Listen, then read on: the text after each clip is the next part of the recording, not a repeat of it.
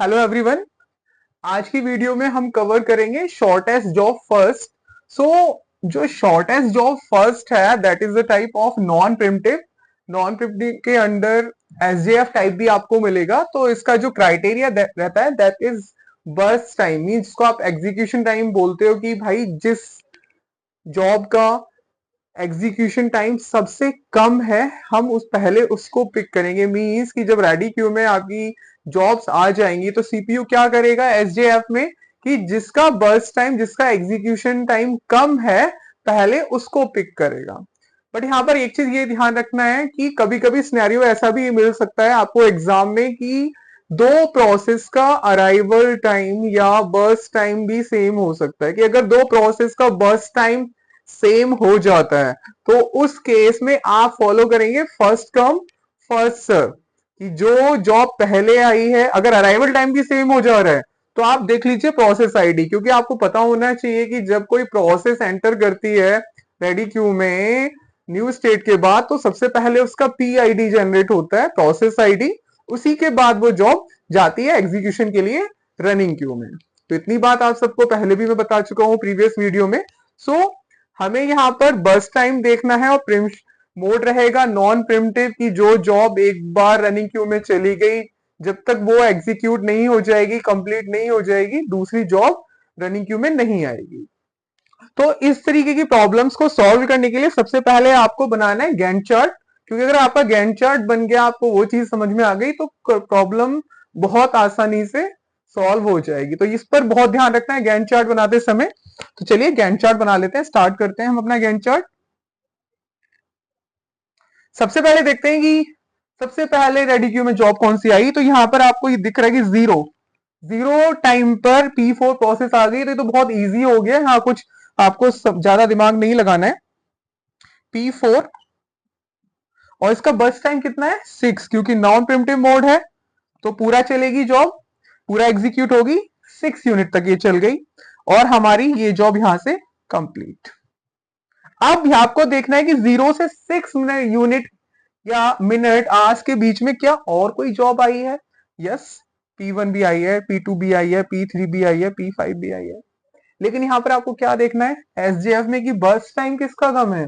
तो अगर मैं यहाँ पर हम ध्यान से देखें तो बर्स्ट टाइम सबसे कम किसका है P1 का।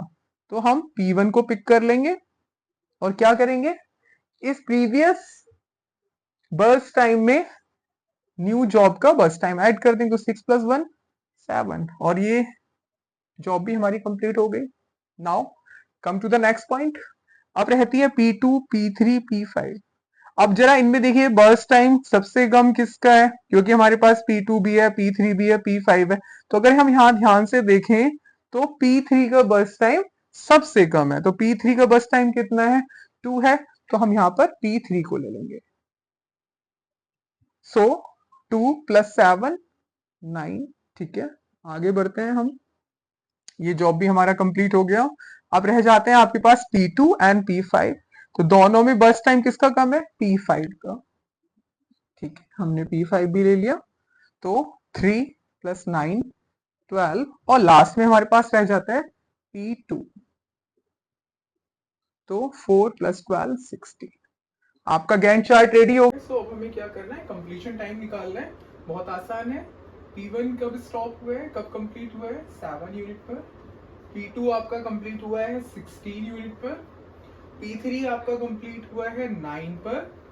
P4 आपका कंप्लीट हुआ है 6 यूनिट पर और P5 आपका कंप्लीट हुआ है 12 पर। अब हमें क्या निकालना है TAT।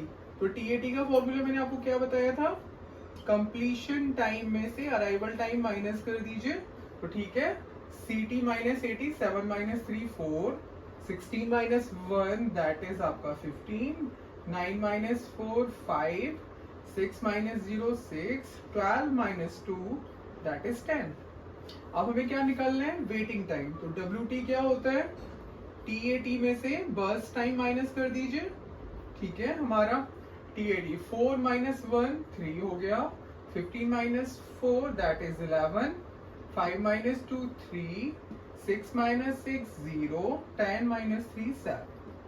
हमारे पास TAT आ गया, WT आ गया। क्वेश्चन में क्या निकालना है, average turn around time and average waiting time. तो ठीक है, तो हम निकाल देते हैं एवरेज TAT। एवरेज निकालना जानते हो, सारी प्रोसेस के टर्न अराउंड टाइम को ऐड कर दीजिए। 4 + 15 + 5 + 6 + 10, ये आपका हो गया 15 24 6 30